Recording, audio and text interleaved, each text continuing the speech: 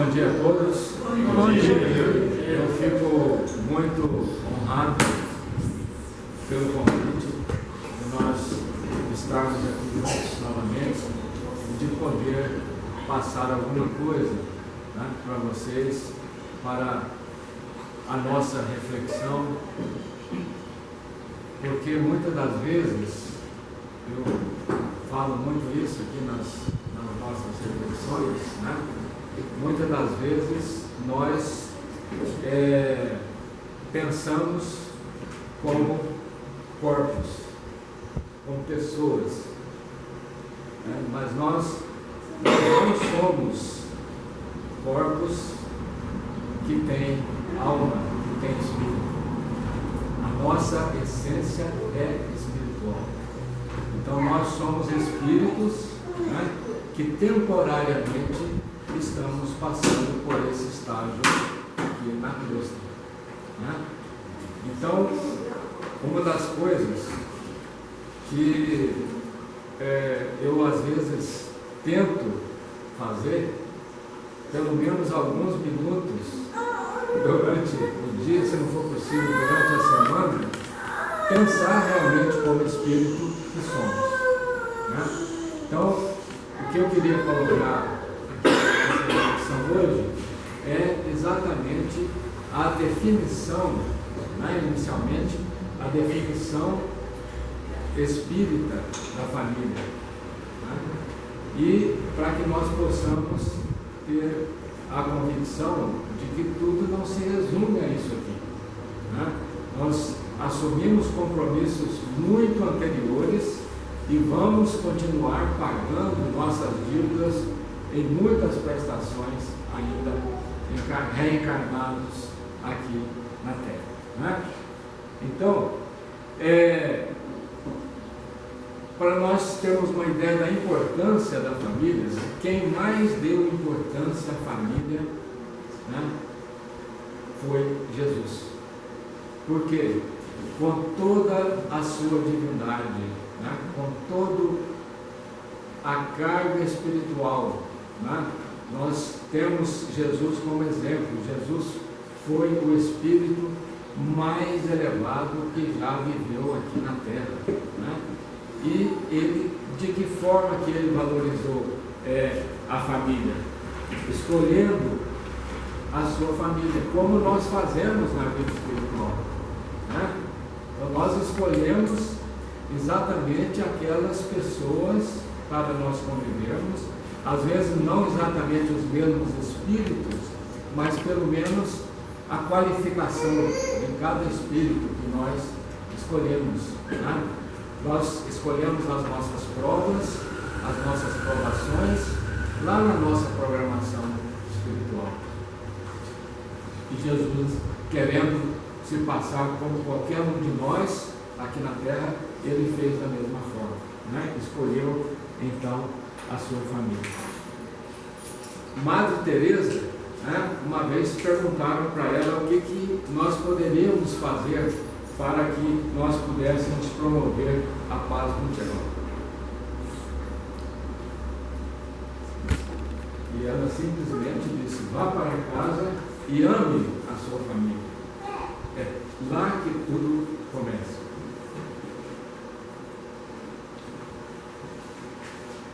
E Jesus então queria que nós nos amássemos, né, para formar a tal da grande família universal. Porque, afinal de contas, né, todos nós somos filhos de uma família universal. Nós somos irmãos, somos filhos do mesmo Pai. Então, assim nós deveríamos nos comportar, né?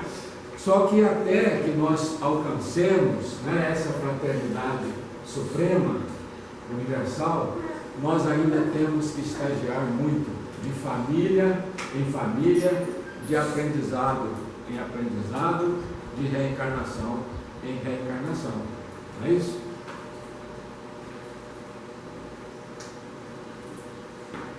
Então,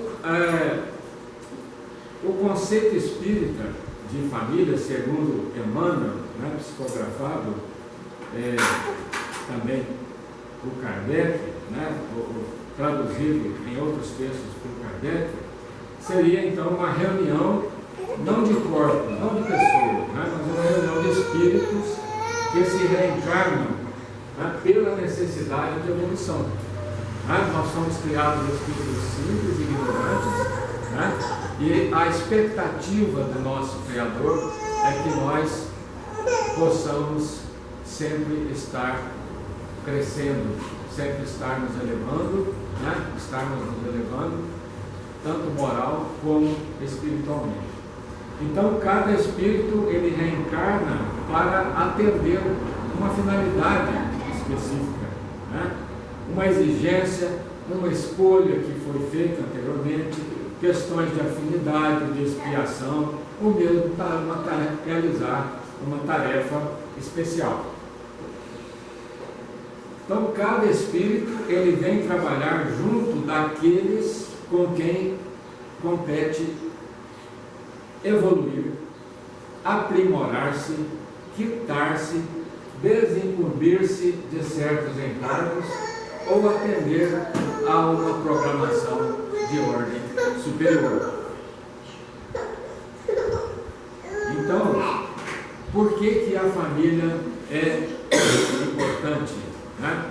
Porque ela é a principal ferramenta, é o laboratório perfeito dado a nós para que nós possamos cumprir o desejo do Pai, que é o nosso crescimento moral e espiritual rumo à perfeição. Quando que ela virá?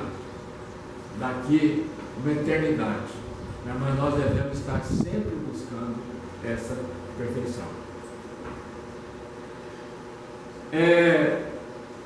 No livro Consolador, né, Emmanuel, a pergunta 175 é a seguinte: como se dá o progresso por meio da família? Então, a resposta é nas dificuldades provadas em comum, nas dores e nas experiências recebidas na mesma estrada de evolução redentora, que se olvidam, que se esquecem, né, as amarguras do passado longínquo, transformando-se todos os sentimentos inferiores em expressões regeneradas e santificadas. Purificadas as afeições, acima dos laços de sangue, o sagrado instituto da família se perpetua no infinito através dos laços imperecíveis do Espírito. Isso, segundo Emmanuel, no livro Consolador. Então, a reencarnação, meus irmãos, né? Todos nós sabemos disso, né? Nós lemos os nossos livros, nas obras básicas, né? Mas muitas das vezes essa vida atribulada, né? Como disse muito bem o Júnior, ela nos tira um pouco do foco, né? Um pouco para dizer o mínimo, né? Mas nos tira completamente do foco, né? Então, a reencarnação, a família, né? Com o esquecimento do passado, ela aproxima os espíritos através da consanguinidade, né? É uma forma de aproximar esses espíritos. E é na família corpórea, então, que o espírito exercita a sua capacidade de amar. Não é isso? Nós retomamos ao corpo físico para dar continuidade à nossa tarefa que foi interrompida.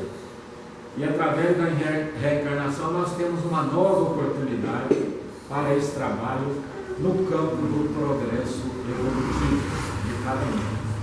Para isso nós precisamos de um porto seguro, de um lugar de abrigo, né? Onde possamos recomeçar cada jornada, né? Que é exatamente então a família. E Deus quer dessa forma para que no relacionamento familiar os bons, nas suas provas, eles se tornem pessoas melhores, espíritos melhores, e os maus, através das expiações, se tornem bons. todos se fundindo no amor ao próximo. Emmanuel, no livro Caminho, Verdade e Vida, né, então ele coloca também: nem sempre os laços de sangue reúnem almas afins. Né? Isso é uma parte da história. Agora, frequentemente, o que acontece? Grandes inimigos são obrigados a renascer sob o mesmo teto e a trocar afetos, muitas vezes amorosos, né? Seja de esposo e esposa, pai e filho, né? Mãe e filho, entre irmãos. E na família, então hoje nós estamos na companhia de criaturas das quais nós precisamos. Nós não estamos fazendo favor nenhum, né? Nós estamos ao lado das pessoas que nós também precisamos, nos defrontando com sentimentos mais variados, partilhando desavenças, partilhando crises, né, provas, e isso nos inquieta muito. Mas nós não devemos desistir, não é isso?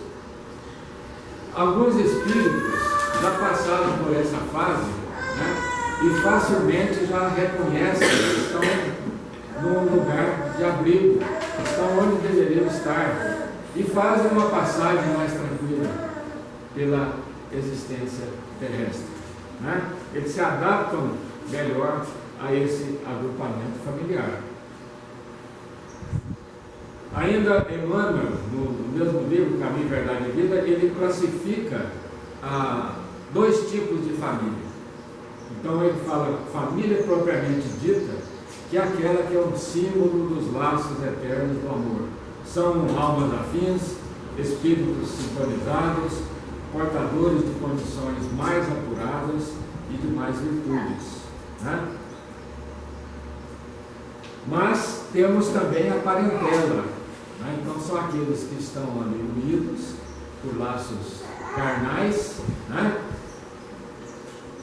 E estão ali no mesmo campo de lutas, às vezes embates muito duros, para diluir as imperfeições de suas almas. Então esse grupo se vincula por reminiscências do passado, né? Algumas boas, algumas nem tanto, ou imposições de afinidade com vistas à melhora pessoal. No Livro dos Espíritos, na questão 774, Kardec pergunta para a espiritualidade superior: os laços de família não seriam, né, o resultado de costumes sociais e não um efeito de uma lei da natureza? Ao que os espíritos superiores então respondem, né? Há nos homens alguma coisa mais, além das necessidades físicas. Há a necessidade de progredir. Os laços sociais são necessários ao progresso e os laços de família mais apertados tornam os laços sociais.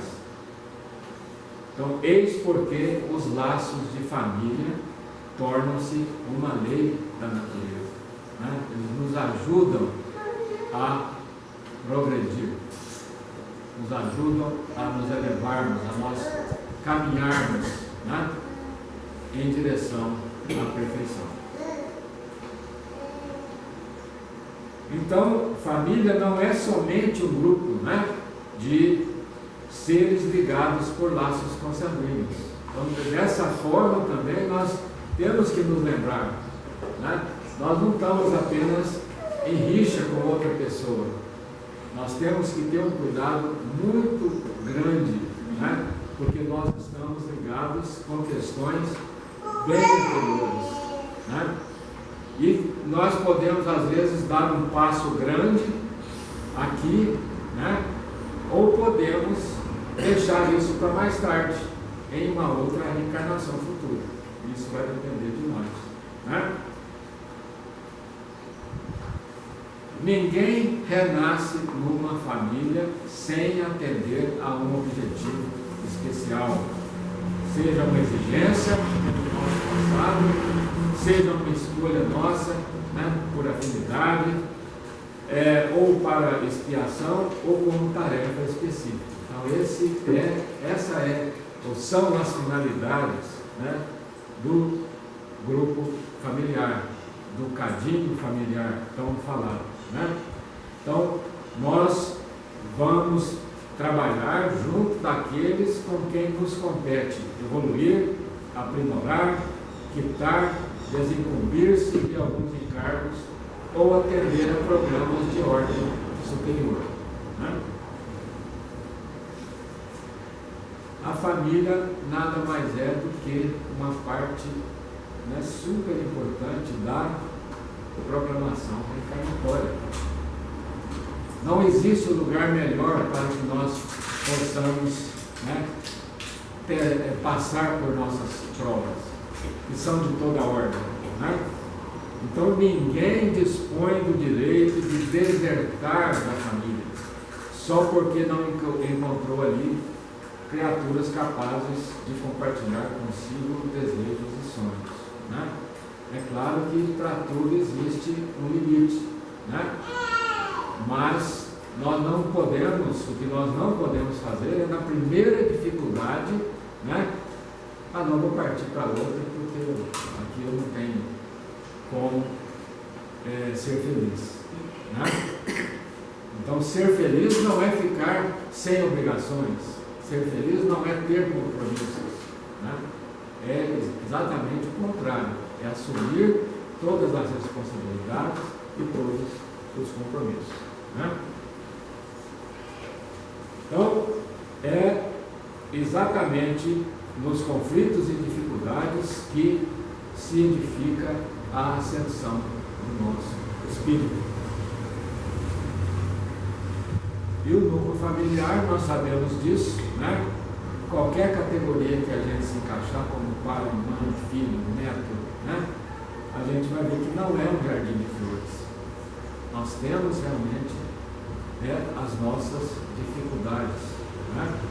Por vezes é um espinheiro de preocupações, de angústia, que exige sacrifício.